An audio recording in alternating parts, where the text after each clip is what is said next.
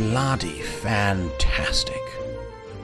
Hello everybody, my name is Goodboy and welcome to the top 5 biggest mistakes players make in the laning phase and what you can do to play way better.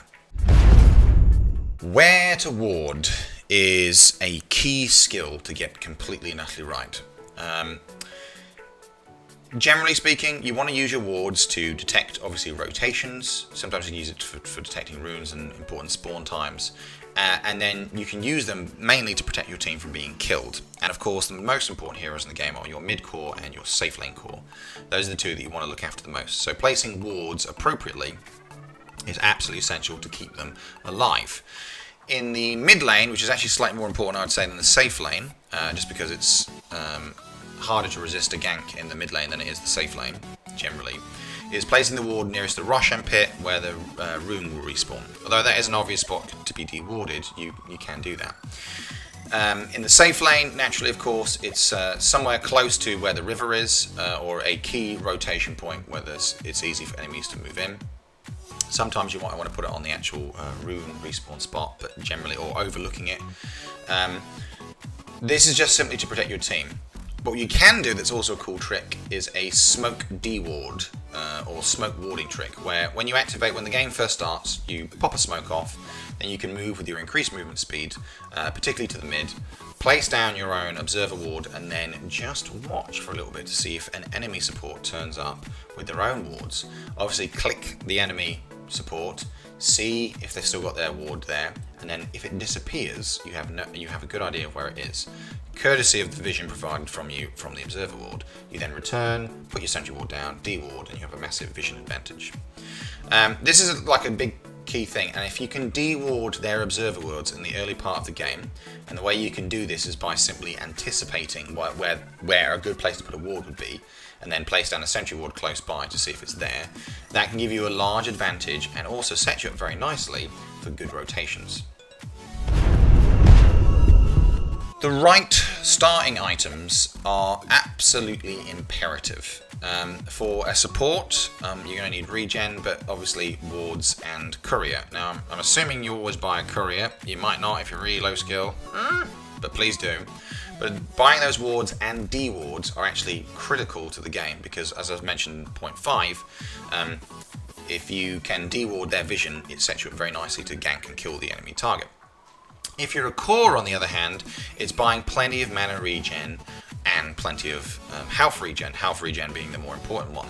But a common mistake is to buy items you can get in the side shop. Sometimes people buy boots because they think, oh, the extra speed will help me, and it does help, but you can buy them in the side shop after getting a bit of farm, and the movement advantage is usually outweighed by the fact that they can harass you to death because you've got no regen.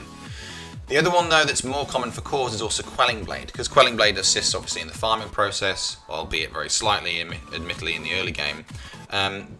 Heroes like to buy it, but actually you can get that in the side shop, and it comes at the expense of additional mana regen, mana and health regen, which you definitely cannot buy in the side shop.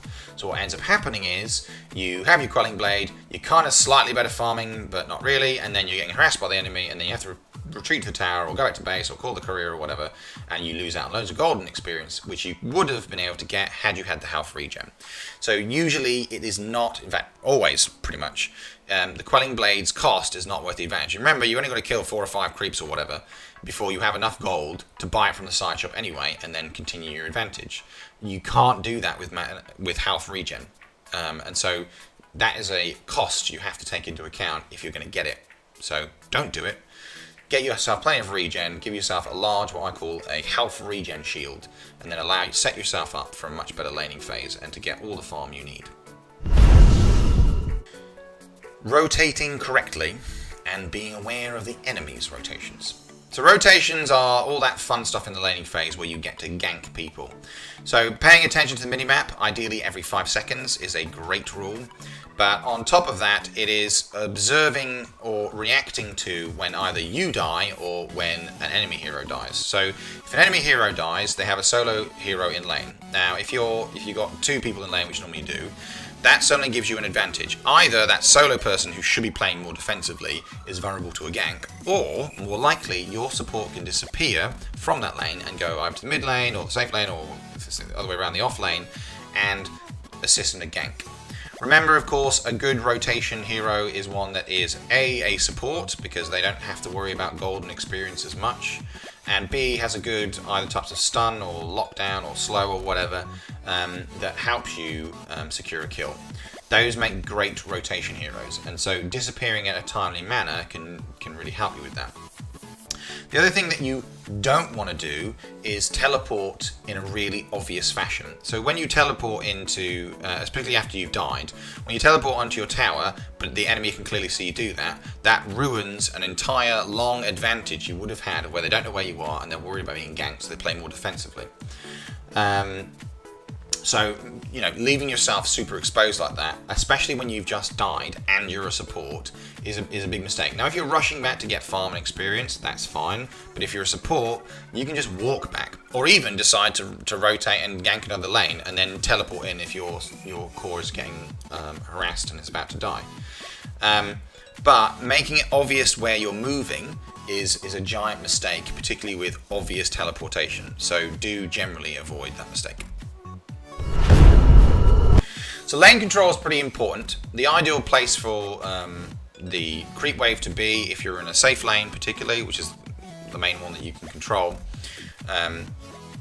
is just outside your tower range. So that way you are protected at the maximum level by your tower if the enemy tries to gank you, but at the same time you're still getting farm and you're not having to compete with the tower to do it, which sometimes can be difficult to get your last hits off when the tower's pummeling them.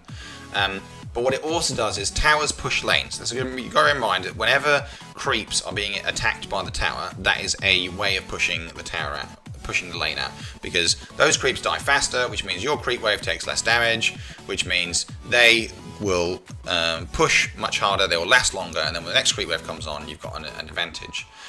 So generally always avoiding it under the tower, and the best way you can do that is not by over pulling the lane. If you see that the lane is close to your tower, don't pull it again. It will pull the creeps right under your tower. They'll take more damage, and also your core hero will have to tank damage while he tries to get his last hits, which is really, really not ideal.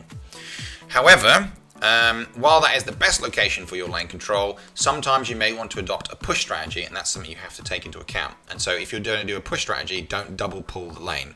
That will just undermine your efforts and just wipe out a creep wave completely.